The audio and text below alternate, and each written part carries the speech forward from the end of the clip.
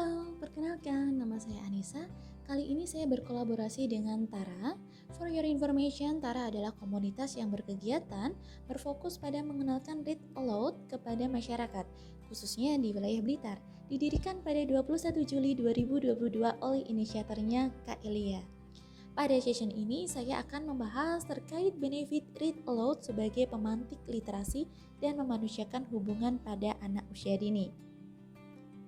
Literasi adalah kemampuan untuk mengidentifikasi, memahami, memaknai, mencipta, berkomunikasi, menggunakan materi cetak dan tertulis dalam beragam konteks menurut UNESCO.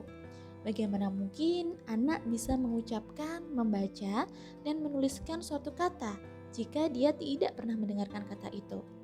Kemampuan anak untuk mendengarkan kosakata akan mempengaruhi kemampuan dia untuk berbicara dan berkorelasi dengan kemampuan dia membaca dan menulis anak usia dini. Mengapa literasi itu penting? Yang pertama adalah menyiapkan anak untuk memasuki jenjang sekolah lebih lanjut. Kita ketahui bahwa semua penyampaian materi pembelajaran menggunakan bahasa. Semakin tinggi jenjang sekolah, semakin kompleks bahasa yang digunakan. Jangan sampai kenaikan tantangan tidak sesuai dengan kenaikan skill, terutama dalam kemampuan anak dalam berbahasa. Yang kedua, memaksimalkan perkembangan otak untuk 5 tahun pertama. Kita ketahui bahwa anak usia dini pada masa golden age. Dan yang ketiga, mencintai buku atau ilmu pengetahuan. Anak tidak hanya bisa membaca, tapi memahami arti bacaan dan menikmati berbagai macam bacaan dan meningkatkan kemampuan dia untuk berpikir.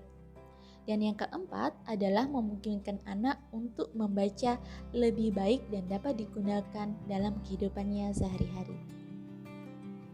Mitos atau fakta ya? Oke, mari kita untuk brainstorming. Di sini ada 4 pertanyaan, namun saya hanya membahas 1 pertanyaan saja. Untuk pertanyaan 2, 3, dan 4 teman-teman bisa mengikutinya di pembelajaran online. Yang pertama, menceritakan untuk anak usia dini harus berakhir dengan happy ending. Mitos atau fakta? Saya hitung mundur mulai dari angka 3. 3, 2, 1. Ya, jawabannya adalah mitos. Karena dalam kehidupan sehari-hari anak tidak selalu disuguhkan dengan sesuatu yang bahagia, tetapi ada beberapa hal yang memang menjadi konflik atau menjadi permasalahan dalam anak. Maka hal tersebut perlu diperkenalkan kepada anak. Jadi pengenalan secara natural kepada anak dengan mengenali emosinya yang valid dan mengakui apa yang ada pada dirinya. Itu penting untuk diperkenalkan anak untuk dia mengerti tentang dirinya sendiri. Oke, saya lanjutkan untuk slide berikutnya. Membaca membangun kosakata. Nah, untuk pemahaman ini saya mengambil dari Ancient Storytime, Effect on Parent, Caregiver, Knowledge, Motivation, and Behavior. Yang pertama adalah kesadaran terkait dengan fonologis, yaitu adalah kecakapan untuk mengenali bahwa alfabet mewakili bunyi, mengenal bahwa kata terdiri dari beberapa huruf.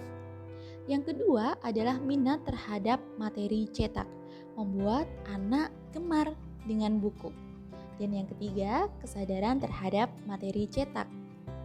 Anak memahami bahwa materi cetak mewakili makna dan menyampaikan pesan tentang sesuatu. Kesadaran bahwa materi cetak menyampaikan cerita yang menarik dan dapat memenuhi rasa penasaran anak. Dan yang keempat adalah pengetahuan tentang huruf.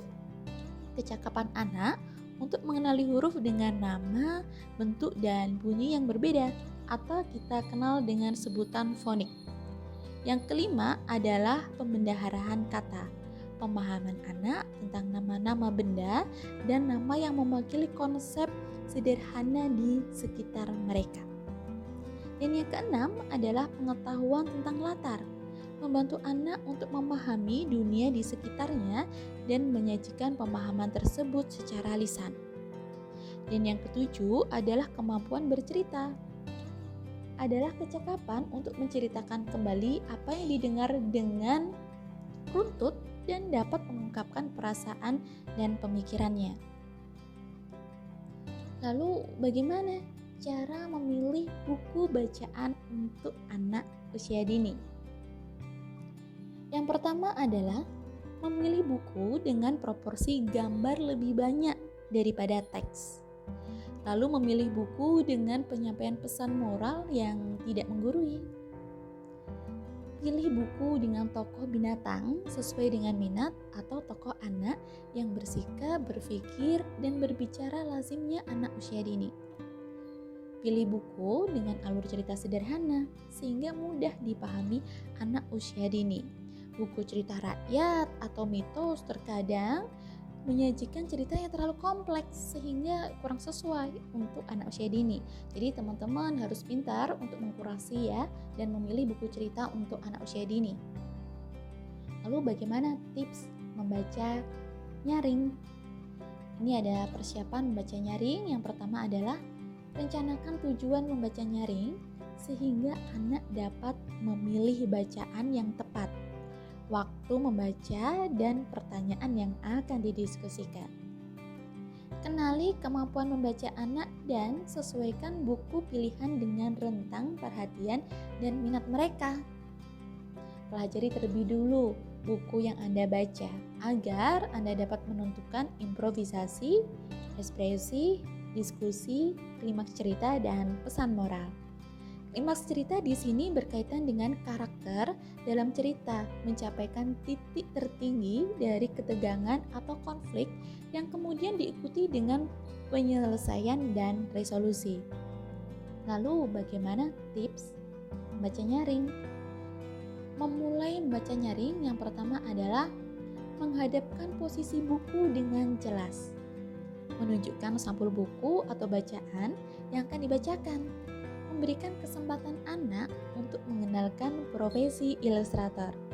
Ajak anak untuk menebak isi dari cerita buku dan tanyakan apa yang mereka ketahui tentang judul dan gambar sampul buku. Lalu bagaimana tips untuk membaca nyaring? Saat membaca nyaring, pastikan baca dengan volume suara, intonasi, dan tempo yang sesuai. Dan kedua, tunjukkan kata-kata atau ilustrasi dengan menggunakan jari. Berhentilah pada adegan yang menarik atau memerlukan penjelasan karena ini akan bisa menarik fokus anak kembali. Lalu, bertanyalah kepada anak dan meminta anak menanggapi cerita tersebut. Setelah membaca, apa yang kita lakukan? Yang pertama, kita bisa mengajak anak untuk berdiskusi, untuk menanyakan apa pendapatmu tentang tokoh cerita tadi. Apakah kamu suka atau tidak suka tokoh itu? Mengapa? Apa yang kamu suka atau tidak suka dari tokoh itu? Kira-kira bagaimana perasaanmu kalau kamu menjadi tokoh cerita itu? Pernahkah kamu mengalami kejadian yang dialami tokoh cerita tersebut? Kamu ingat bagian satu segmen tertentu dalam cerita? Apa yang terjadi tadi? Coba ceritakan kembali. Nah, ini adalah apa saja aplikasi yang dapat dimanfaatkan untuk Read Aloud. Yang pertama, teman-teman bisa mengunjungi website Room to Read. Di sini ada berbagai macam pilihan buku dengan tingkatan bukunya. Lalu di sini ada Ruang Guru PAUD dari Kemendikbud. Lalu ada Let's Read, dan terakhir ada buku seri literasi keuangan tingkat PAUD dari OJK. Oke, untuk teman-teman, literatur pada pembahasan ini akan saya sampaikan di description box ya. Terima kasih, bye-bye.